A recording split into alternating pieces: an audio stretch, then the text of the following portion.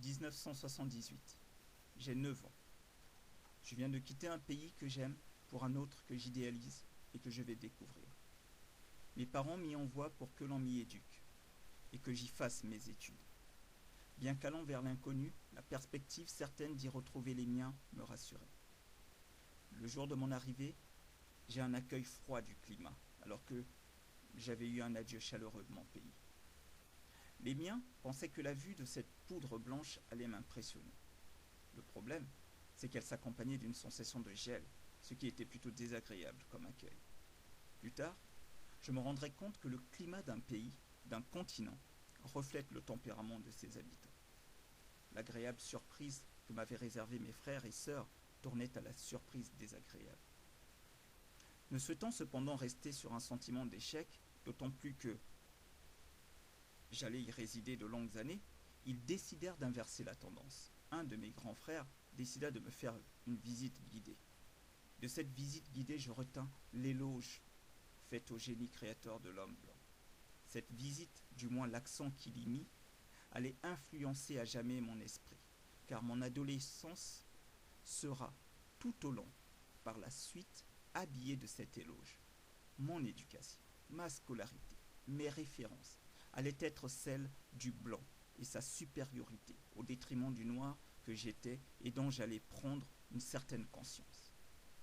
Noir qu'il allait falloir travestir pour ressembler le plus possible au blanc.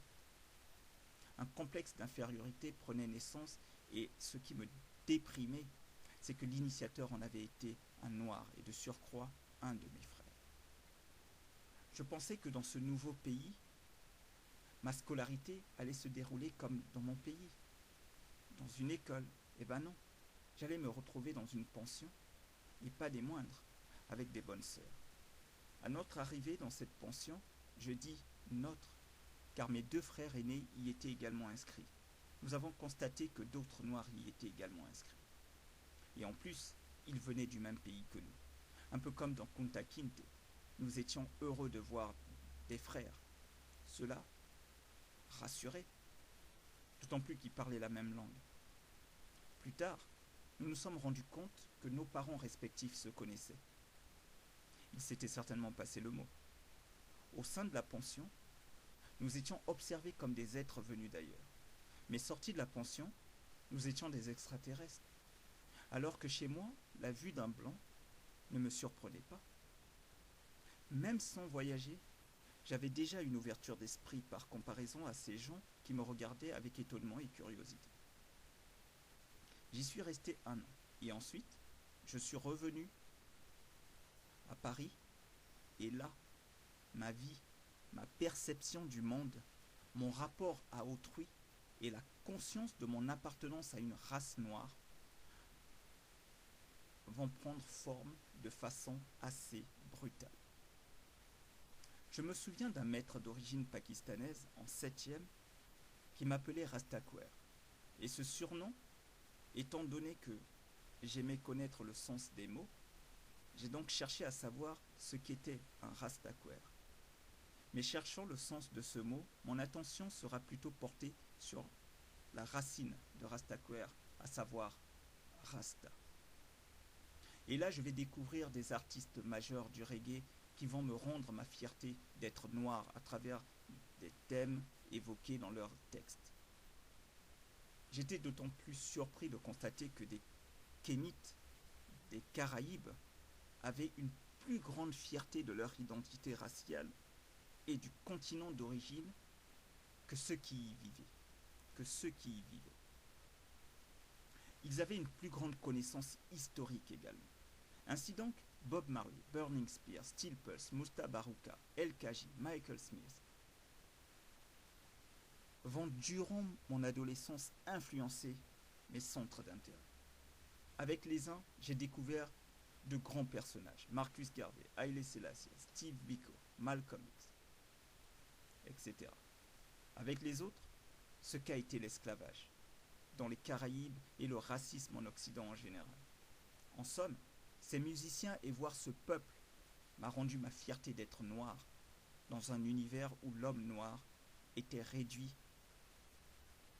à un homme appartenant à un peuple n'ayant pas participé au processus de civilisation, ce qui allait même justifier le fait qu'on le contraigne à l'esclavage. Ensuite, mon frère aîné, très engagé sur la renaissance du peuple noir, va me parler de Cheikh Anta Diop. Mais je n'avais que 12 ans. Et à cette époque, je ne mesurais pas à sa juste valeur les travaux de ce grand homme. Mais mon frère, que je remercierai jamais assez, m'a permis de découvrir les grandes épopées des rois et reines et héroïnes africains tels que Shaka Zulu, Sundiata, Kimpavita, etc. Plus tard, à 18 ans, il me fera lire Nation nègre et culture, Cheikh Anta Diop. Et à partir de ce jour, je me suis intéressé à l'histoire du peuple noir. Et d'ailleurs, mon vocabulaire va commencer à changer. Et là, j'ai découvert le site africamat.com, qui a été pour moi une source de connaissances. Et j'ai aussi découvert à quel point les Noirs étaient aliénés, et à quel point aux Blancs il avait été enseigné de fausses données afin que l'esclavage, la domination des Blancs sur les autres races, même si je n'aime pas ce terme, leur paraissent normaux, voire salvateurs. Alors j'eus l'idée de travailler pour que la maths soit connue de tous et au bénéfice de l'humanité. Mais aussi en agissant pour qui agit sur le continent ou ailleurs pour sortir notre peuple de son aliénation et pour que Kemet renaisse dans tous les domaines en réconciliant ses civilisations avec l'histoire, afin de bâtir un corps de sciences humaines modernes et rénover la culture africaine. Concevoir et bâtir devrait être de nouveau le leitmotiv des Africains.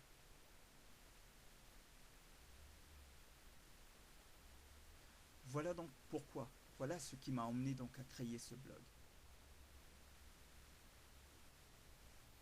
Il le fallait. Qui sont vraiment des Noirs aujourd'hui? Savent-ils vraiment qui ils sont? Où font-ils semblant? En tout cas, la majorité des parents noirs de France ou d'ailleurs ont abandonné leur mission. À vous, mes frères, vous avez sans doute, comme moi, vécu ou eu une expérience fondatrice de votre prise de conscience. Je vous invite, si vous le souhaitez, à témoigner en l'adressant à cette adresse mat ou vanité@yahoo.fr inscrite ci-bas. Et je le publierai ici. Au TEP à vous tous.